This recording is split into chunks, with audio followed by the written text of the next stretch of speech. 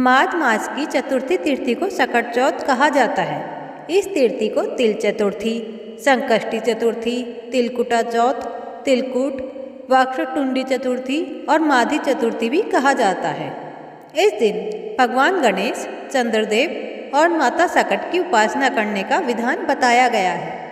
जो कोई भी इस दिन श्री गणपति की उपासना करता है उसके जीवन के संकट टल जाते हैं, साथ ही संतान की प्राप्ति होती है और संतान संबंधी समस्याएं भी दूर होती हैं। चलिए जानते हैं सकट चौथ व्रत कब है और क्यों मनाया जाता है। सकट चौथ की व्रत विधि और महत्व। सकट चौथ पूजन का मुहूर्त। उदय तीर्थी के अनुसार सकट चौथ का व्रत इस बार 17 जनवरी 2025 को रखा जाएगा।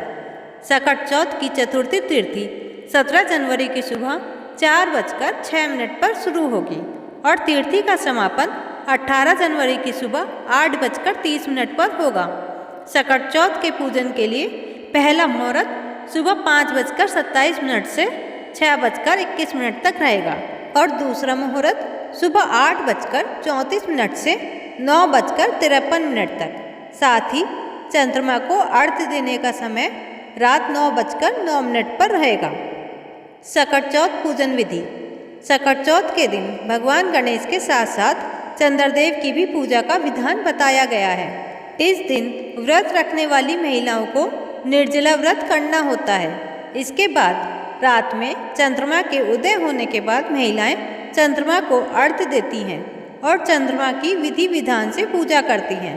इस दौरान महिलाएं हवन कुंड में हवन करने के बाद उसकी परिक्रमा करके चंद्रदेव के दर्शन करती हैं और चंद्रदेव और भगवान गणेश से अपने बच्चों की लंबी आयु और उनके जीवन में कोई कष्ट न होने का आशीर्वाद मांगती हैं। क्यों रखा जाता है सकट चौथ का व्रत? सकट चौथ का व्रत मुख्य रूप से महिलाओं द्वारा रखा जाता है। यह व्रत संतान की लंबी आयु, स्वास्थ्य और उन्नति के लिए किया जाता है। इस दिन महिलाएं निर्जला व्रत रखती हैं और पूरे विधि विधान से भगवान गणपति की पूजा करती हैं। शाम को चंद्रोदय के बाद चंद्रमा की पूजा होती है और उन्हें आदर दिया जाता है। भगवान गणेश को तिलकुट का भोग अर्पित करना इस व्रत की परंपरा का एक महत्वपूर्ण हिस्सा है। मान्यता है कि गणपति की पूजा और व्रत रखने से सभी प्रकार के संकट दूर होते हैं और जीवन में सुख शांति आती है। सकट चौथ व्रत का महत्व। धार्मिक ग्रंथों में सकट चौथ व्रत का विशेष महत्व बताया गया है। इस दिन भगवान गणेश के साथ माता सकट की भी पूजा की जाती है।